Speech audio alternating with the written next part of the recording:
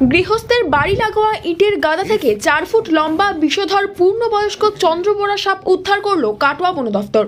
কাটোয়া থানার খাজুরডিহি গ্রাম পঞ্চায়েতের নতুন গ্রাম উত্তরপাড়ার ঘটনা। আজ সকাল 11টা নাগাদ রান্নার জ্বালানি নিতে গিয়ে ইটের গাদার মধ্যে চন্দ্রবোরা সাপটিকে বাড়ির লোকেরা দেখে কাটোয়া বন দফতরের রেঞ্জ অফিসে খবর দেয়। সাপের বের হওয়ার খবর পেয়ে বন দফতরের কর্মী সমীর হাজরাকে সঙ্গে করে কৌশিক মুখোপাধ্যায় নতুন গ্রামে গিয়ে সাপটিকে উদ্ধার করে নিয়ে আসে। কাটোয়া বন দফতর সূত্রে জানা যায়, ইদানিং কাটোয়ার বিভিন্ন এলাকায় চন্দ্রবোরা সাপের উপদ্রব দেখা দিয়েছে। বনকর্মী কৌশিক মুখোপাধ্যায় জানান, চন্দ্রবোরা সাপ মানুষের কাছে থাকতে পছন্দ করে। চন্দ্রবোরার বিষ খুবই মারাত্মক এবং প্রাণঘাতী।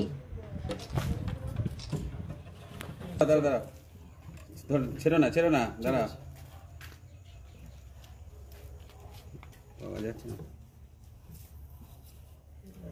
ছবি মালটা হিসিস করছে না, কিন্তু সাউন্ড শুনলে মাথা খারাপ হয়ে যায়। বুড়ো সাপ ওই দেখো হিসিস করতে না, আমি আওয়াজ শুনে পালাবে তুমি যদি বন্ধ করবা। ওটা চন্দ্রবোরা সাপ। নতুন গ্রামে একটা বাড়িতে কিছু ভাঙা ইটের পাঁজা ছিল, সেই ইটের পাঁজার মধ্যে সাপটা ছিল। তো সেই বাড়ির লোকজন আমাদের কাটোয়া ফরেস্ট রেঞ্জ অফিসে এসে খবর দেয়। খবর শুনে আমরা সঙ্গে সঙ্গে বেরিয়ে যাই তাকে রেস্কিউ করতে। সাপটা মোটামুটি 4 ফুট হাইট আছে এবং পূর্ণবয়স্ক সাপ চন্দ্রবোরা। এখন কি করবেন সাপটা? এখন ওকে আমরা বর্ধমানে রমনা বাগানে পাঠিয়ে দেব। এবার সেখানে ঊর্ধ্বতন কর্তৃপক্ষ যা সিদ্ধান্ত নেবে সাপটাকে নিয়ে সেটা করা হবে। এই ধরনের সাপ কি এখানে পাওয়া যাচ্ছে? হ্যাঁ, ইদানিংকালে চন্দ্রবোরার সংখ্যাটা অনেকটা বেড়ে গেছে, কারণ ওদের প্রজনন ক্ষমতাটা অন্যান্য সাপেদের তুলনাতে একটু বেশি। মানে একটা চন্দ্রবোরা সাপ তার সারা জীবনে প্রজননকালে 20 থেকে 40টা পর্যন্ত বাচ্চা দেয়। আর বিষের মাত্রা কিরকম? প্রচণ্ড হেমাটক্সিন বিষ।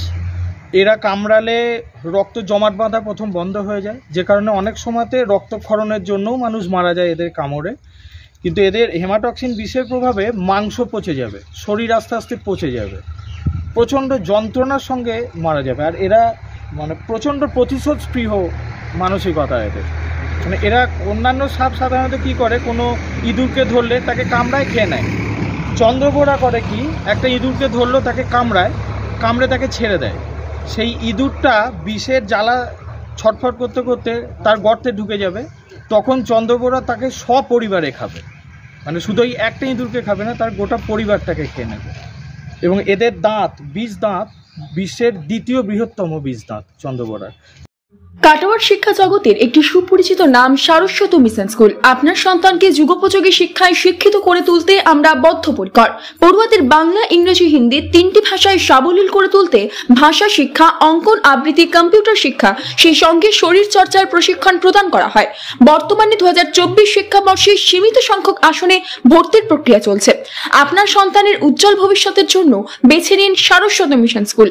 সারস্বত মিশন স্কুল ঠিকানা বিদ্যাসাগর পল্লী সার্কাস ময়দান, কাটোয়া। যে কারণে এই মুহূর্তে সবথেকে বেশি সংখ্যক মানুষ মারা যাচ্ছে এই চন্দ্রবোরার কামড়ে। আর সাপ সাধারণত মানুষ থেকে একটু দূরে থাকে, চন্দ্রবোরা সম্পূর্ণ উল্টো। ওরা মানুষের কাছাকাছি চলে আসে এবং মানুষকে কামড়ায়। কি নাম আপনার? আমি কৌশিক মুখার্জি।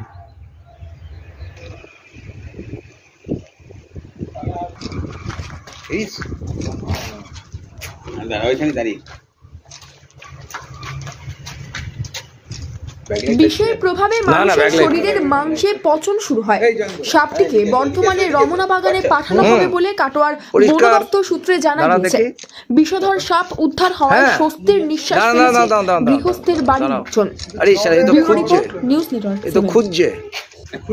হলমার্ক সোনার গহনা কেনার একমাত্র ঐতিহ্যশালী স্বর্ণ প্রতিষ্ঠান শ্রী ধীরেন্দ্রনাথ দত্ত গোল্ড প্রাইভেট লিমিটেডের শ্রী সুখেন দত্তের দোকান। ঠিকানা কাছারি রোড, চৌরাস্তা, টেলিফোন ময়দান, কাটোয়া, পূর্ব বর্ধমান। কাটোয়া শহরের অন্যতম প্রাচীন ব্যবসায়ী প্রতিষ্ঠান new Shri Gauranga tea store. প্রসিদ্ধ চা ব্যবসায়ী, খুচরো ও পাইকারি চায়ের এই প্রতিষ্ঠান শহরে প্রায় 80 বছর ধরে সুনামের সঙ্গে ব্যবসা করে চলেছে।